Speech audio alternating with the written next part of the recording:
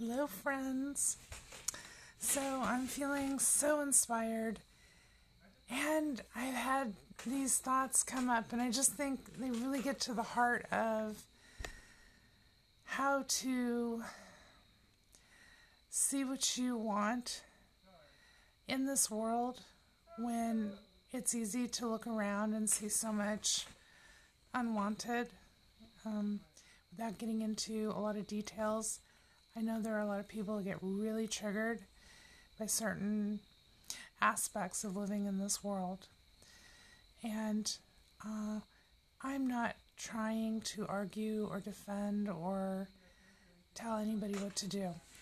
This channel is specifically about utilizing the tools that alter your mindset in a way that allow you to create a life that you want to live and experience.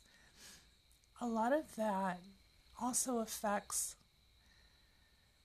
the world that is projected outside of us and what we see in the observable what is. And with that in mind, a lot of teachers, like, thought leaders, like Neville Goddard, Joe Dispenza, Joshua Tongol, Florence Scovel Shinn, so many good people that I know I'm not listing everybody, that I listen to and that I glean information on. Edward Art Supply Hands, one of the big ones, that I've just, everything came together for me in that series. On Nevolution, on YouTube, that's the channel, Nevolution, read by Lila. Beautifully read by Lila. Everything she reads is so beautiful, and appreciate the time and energy that she puts into everything she puts out. Her content is so wonderful. But here's what I want to say. The more you focus on the unwanted, the more evidence comes to you that the unwanted is concrete and solid and real, and that it's a problem and that it has to be solved by any means necessary. There's all kinds of, tactics and stuff that people will focus on.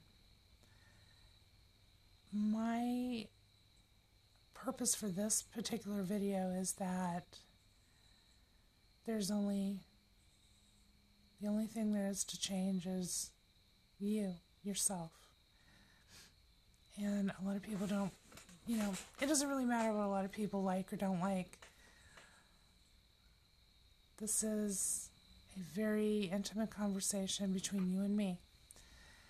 And if you like it and you resonate with it, then it's probably going to be something that will serve you as much as you are able to allow it to. And there's no judgment, because everyone is on their own unique personal journey. And I don't need to change you. I don't need to control you. I don't need to change your mind. I don't need to talk you into anything. And I don't need to get you on my side. You will know when you listen to the words that I say if they resonate with you and feel good. And if they don't, that's okay too. And I wish you the very, very best in life, because you deserve every happiness. So that aside, I think a lot about a good example is the movie Ghostbusters, the first one, where they found the slime under the city and how it was reactive to emotions. So if you were talking loving to it, it responded, in a very different manner than when you were directing anger and a really intense, volatile energy towards it. And not only that, when that happened in the movie, it affected the people around the slime to the point where they started attacking each other. Somebody in that movie understood some basic metaphysical truths to put it out there in such a entertaining way. But it matters.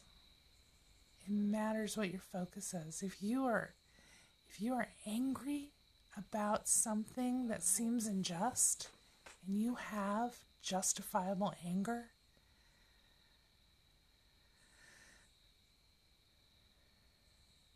that, for me, my personal experiences, it doesn't help me. It doesn't help me move forward.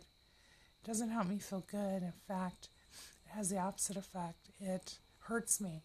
It hurts me physically, and it hurts me emotionally, to where I find then that I have more and more thoughts that just come to me for me to be angry about, or to be hurt about, or to be enraged about. And I spin my wheels basically in that kind of energy. But when my focus is on what I want, that changes everything. And then I feel good. More things come into my observable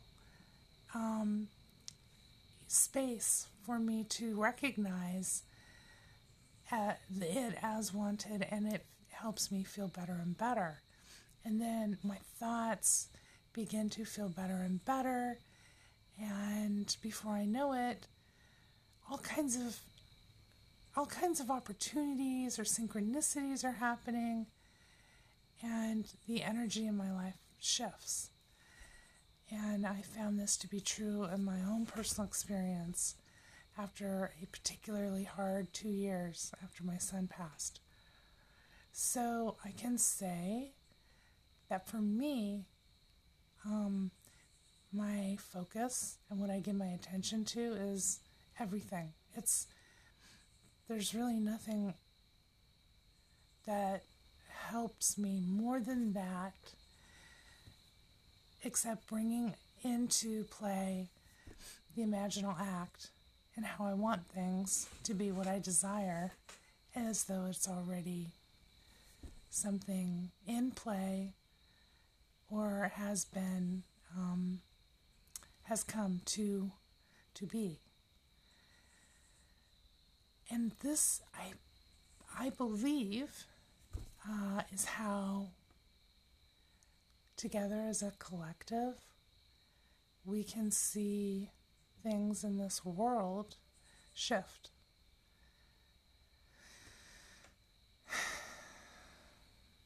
And I don't know what that will look like completely. I don't know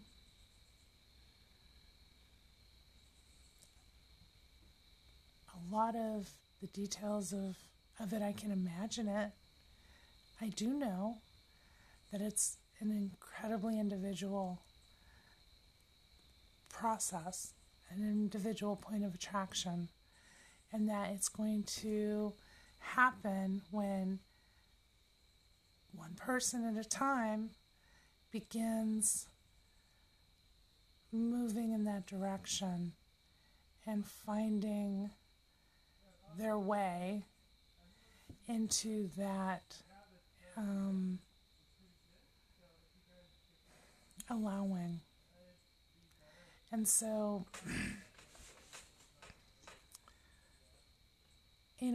just real quick, I'm not huge into religion.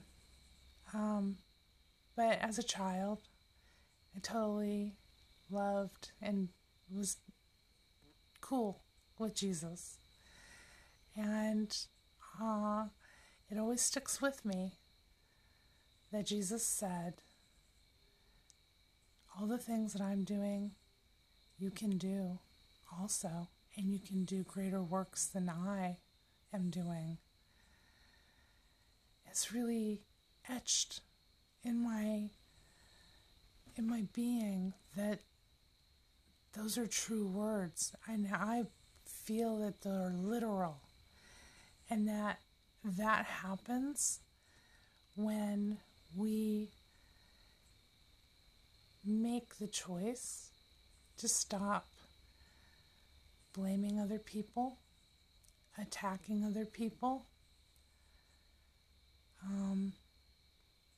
giving our power away to other people, having justified anger towards others, anything, people or situations that are outside of our control, because it's all coming from the false self.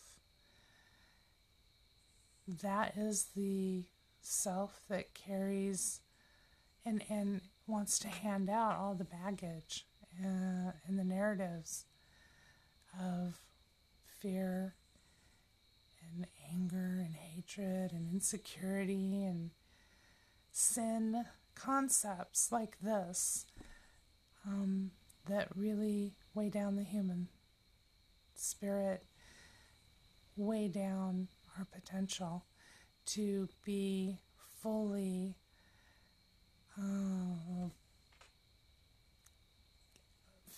flowing with our creative power, our creative abilities, our creative beingness, because that's innately who we are. It's what we are. And it's unnecessary to keep that in a vibrational way that doesn't allow us to utilize it, and where we can see huge shifts. We know that human beings can be incredibly amazing and beautiful and caring, and just the love that you can feel towards another human being is or something. There's nothing like that. That is such a beautiful expression, but it's also who we are. I've experienced the alternative as well, and none of it feels good. And I believe that that's the reason why there is so much pain and suffering in the world. And like Joshua Tongol says, this world is a mirror, and you get what you believe. Yeah, it's true. He's got it. And if you can step back for even a moment and just say, I really want to side with my inner beingness, my true self that can show me a better way, a better feeling way. A lot of what the false self wants to heap upon you and get you to agree with or to identify with, and when you identify with it, you kind of line up with it, and then you're on another trajectory that builds its own momentum.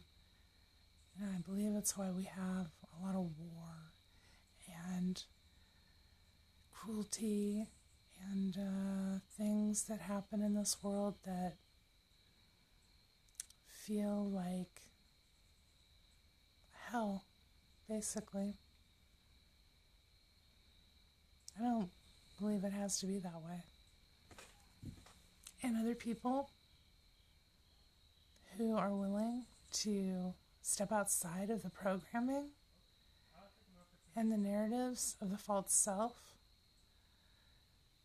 are going to find that what I'm saying not only makes sense, but it is true, and that we can have a different collective experience in these human bodies, in this 3D world, in this physical world.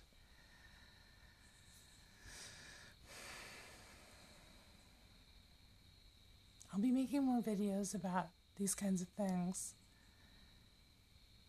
Come with me, and you'll be in a world of pure imagination.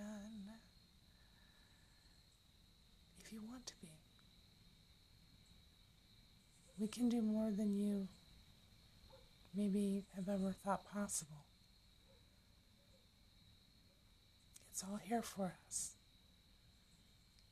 You just have to want to do that, to focus on that. And there's more and more of us every day. We're growing exponentially. And pretty soon, the things that we know in our hearts that are true, that we're saying out loud, it's going to start building up so much momentum that it will be undeniable. And then it's going to be incredible. And I'm excited about that. But I'm also excited about my life right now. Thank you for joining me, for taking the time to listen to me. And I hope that you can feel the love and light around you. And that you take a chance and give yourself exactly what you want, everything you desire in your imagination. Go ahead and play in there, because there's nothing to fear. It's a beautiful space, and it's where God exists and dwells, in the not-so-secret space of your heart and your mind. Thank you. Until next time, be well.